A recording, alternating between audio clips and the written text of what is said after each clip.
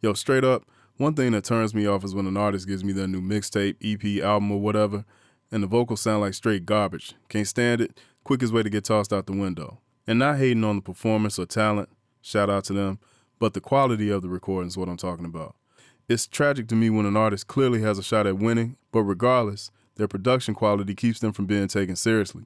Now, we've seen clips of the big stars in the studio with all the high-tech $1 million equipment and all the fancy stuff in the silver spoons. But it doesn't take $1 million to get that major label quality if you know what you're doing. People are all into getting home studios now, and it's all about the equipment and the plugins and which software is right to use, and is it okay for me to mix in Fruity Loops? But one of the most important issues that people neglect is sound treatment, and that's why their mixtape sounds like trash. But I'm going to help y'all out today by addressing the science behind getting a good vocal recording, which is not really all that complicated once you understand what's going on. You always hear rappers talking about being in the booth, so people at home try to make booths out of walk-in closets, showers, tubs.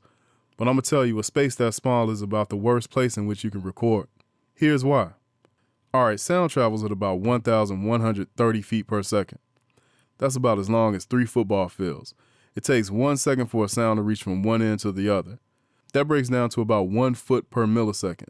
A millisecond is 1,000th of a second. The millisecond is a standard unit in audio production. Many pieces of equipment have dials measured in milliseconds for various reasons. So being 1,000th of a second, that means that if you're in a room that's 30 feet long, it takes about 30 milliseconds for a sound to get from one end to the other. Now, in your recording space, you want to have enough distance between the mic and the performer from the surrounding walls. At least 8 feet of distance is good to prevent a nasty effect called comb filtering that happens when you stand too close to walls. If you're less than about 7 feet from a wall, you can get comb filtering, which makes the voice sound boxy and thin. What's happening is the voice and its mirror reflection off the wall both go into the mic at less than 7 milliseconds apart from each other. And since that's so close together, virtually on top of each other, they cancel each other out because they're like polar opposites, like 1 + -1 = 0. Hearing my voice right now, I'm simulating what comb filtering sounds like, and it's making my voice sound boxy, thin, and phasey. This is how it would sound if I was standing, say, 2 or 3 feet away from a wall or glass. Concrete is the worst. The harder the surface, the worse the problem will be because of more resistance. Same goes for modal ringing, which I'll talk about in a few. Back to without comb filtering. To fix this problem, engineers cover the walls with absorbing material, usually studio foam or rigid fiberglass, aka bass traps. I like rigid fiberglass myself. Owens Corning 703 or 705 work well. You can find this stuff at building supply warehouses or online like eBay.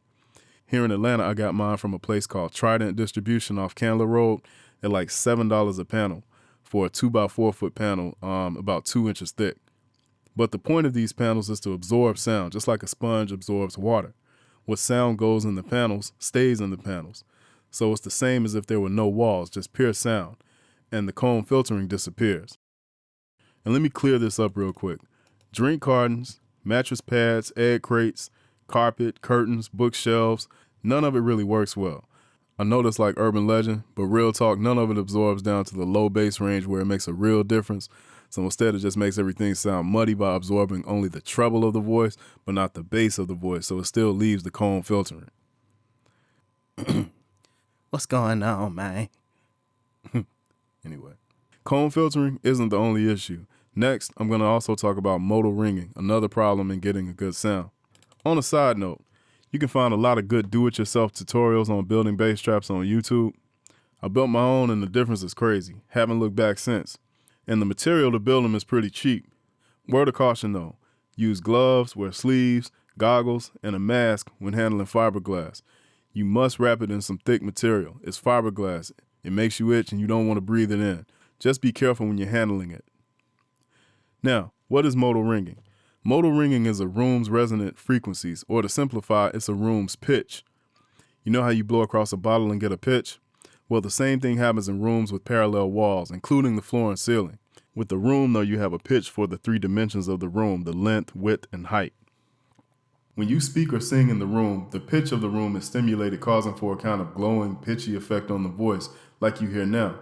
I've heard many of students' projects where they record in the closet at home and I hear pitchy, comb-filtered vocals. As a matter of fact, let me add in some comb filtering. Okay, this is what it sounds like to record in the closet or hallway or even a small room. It might not sound as bad as this depending on how much absorbent material you have in there, like clothes, carpet, and furniture. But the bottom line is you don't need it in your sound at all. Can Pro Tools, Logic, or some type of plugin fix this? Nope. Bass traps will fix it though. Once again, no walls, no modal ringing.